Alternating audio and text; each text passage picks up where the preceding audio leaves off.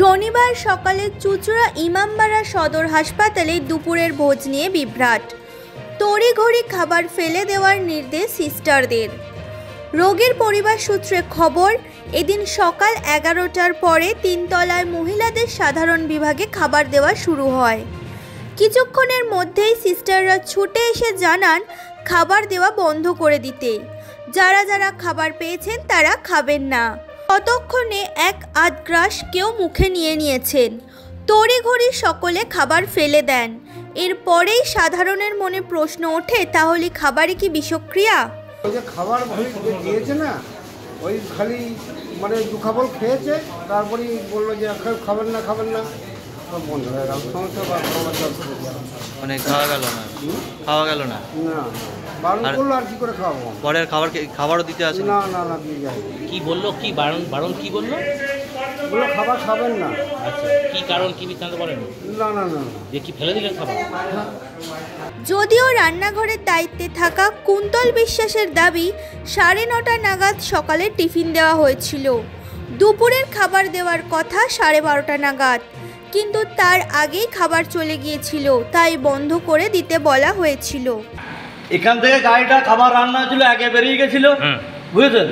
খাবারটা এখান থেকে তাকে ফোন করে বলা হয়েছে 12টার পর যখন খাবার দেয় 12:10 দিদিদেরকে আমি অ্যালার্ট করেছি, দিদি এবার খাবারটা দিতে দেন, এইটুকুই কথা। এর বাইরে কিছু আমি যাই। আর খাবার নিয়ে কোনো ডিসপুটও নাই, কোনো ঝামেলা নেই। খাবারের গাড়ি কোনো ব্যাক করে এসছে যে এরকম উপরে গিয়েও ব্যাক? না খাবারের গাড়ি দাঁড়িয়ে রাইসোলেশন যান, রাইসোলেশন গাড়ি এখন খাবার দিতে স্টার্ট করবে। এই একটু আগে দিদিকে ফোন করে কি বলছে।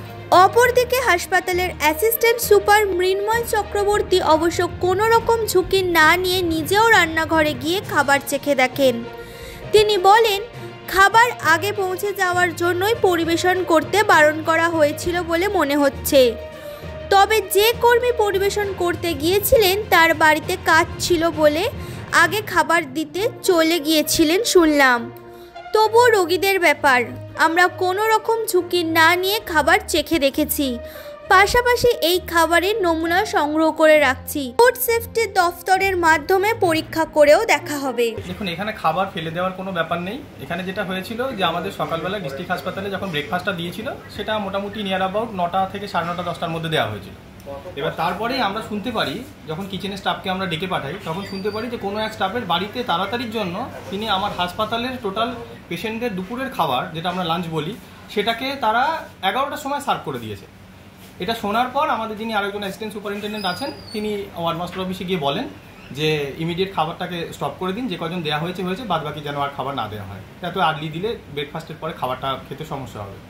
যাই হোক, এটা বলার পর কোনো কারণে হয়তো আমার যে ফেসিলিটি ম্যানেজার অফিসে যিনি অ্যাক্টিং ফেসিলিটি ম্যানেজার আছেন, তিনি সিস্টারের সঙ্গে কমিউনিকেট করেছেন ওয়ার্ডে, সেই রেসপেক্টিভ ওয়ার্ডে বলেছেন যে খাবারটা দেওয়া ইমিডিয়েট একটু বন্ধ করুন, খাবারটা যেন আর ফার্দার না দেয়।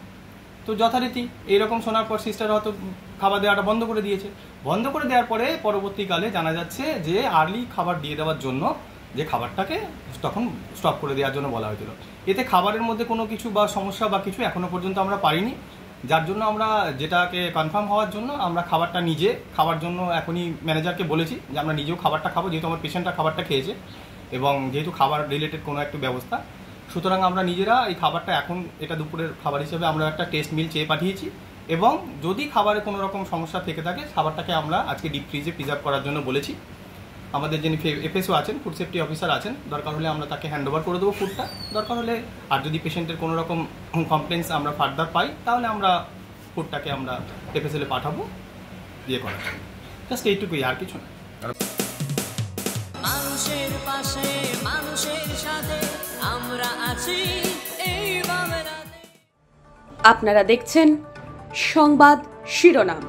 দেখলেন তো অনেক কিছু, এবার দেখুন নতুন কিছু।